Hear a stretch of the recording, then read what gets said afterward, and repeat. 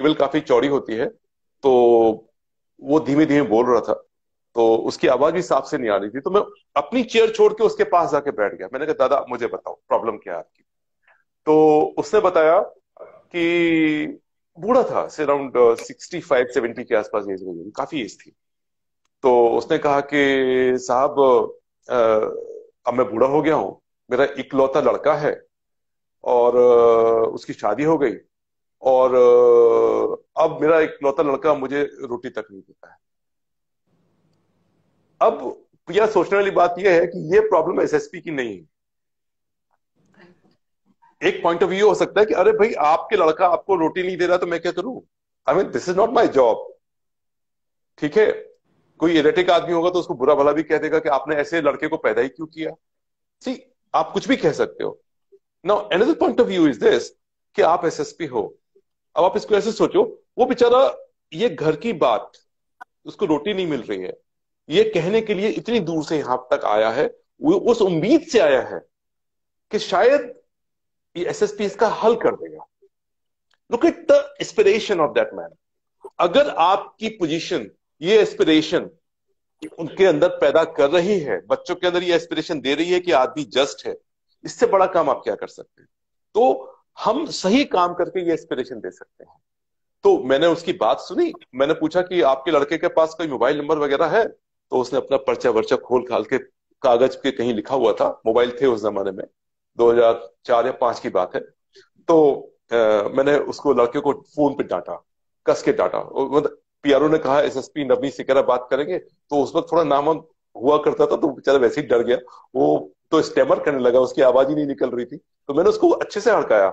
हमने कहा कैसे तुम लड़के हो, है तुम्हारा पिता तुमको कंधे में बिठा के, तुम्हारी माँ नहीं थी, बताया उसकी पत्नी की डेथ हो गई थी, जिंदगी भर रोटी बना के तुमको खिलाया, अब वो बूढ़ा हो गया तो तुम रोटी नहीं खिला सकते उसको, कैसे बेशर्म इंसान हो तुम। मतलब खूब इस तरीके की मैंने उसको खरी खोटी सुनाई।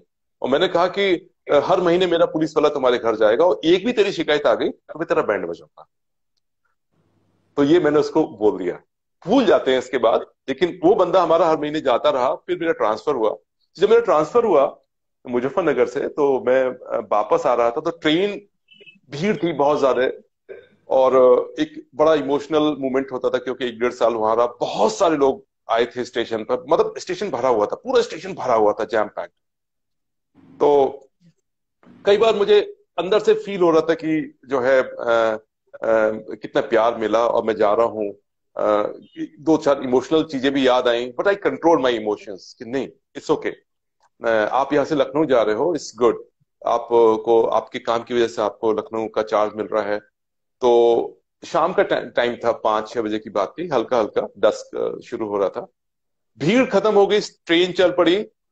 भीड़ से दूर जब मैं गेट पे खड़ा होकर ऐसे ऐसे सबको हाथ हिला रहा था, तो लास्ट में जाके I saw an old man. जब भीड़ खत्म हो गई उसके बाद वो खड़ा हुआ था, और वो वहां से ऐसे हाथ हिला रहा था। देन सडनली मेरे दिमाग में चमका, ऑलमोस्ट 30 सेकंड के बाद, अरे ये तो, मुझे लगा ये मैंने देखा हुआ है कहीं पे। तो मुझे याद आया कि ये तो वही बुजुर्ग हैं जिनको मैंने एक बार इनके लड़के को डांटा था।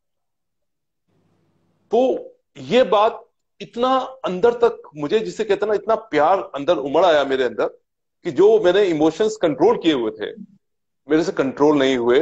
मैं तुरंत गेट से अंदर आया, और वॉशरूम जो होता है ना ट्रेन के अंदर, उसमें घुस गया, और खूब आंखों में आंसू भर के रो लिया। किसी कि अगर हमारी लाइफ में हम किसी की लाइफ में थोड़ा सा भी चेंज ला सकते हैं, थोड़ी सी खुशी बांट सकते हैं, कर देना चाहिए। And God has given this thing, God God has blessed us for such beautiful things. तो ये प्यारी प्यारे काम करते रहिए। इनकी दुआएं आपको हमेशा स्वस्थ रखेंगी, आपको खुश रखेंगी, और सबकी मदद करिए, आगे बढ़िए। That is the life.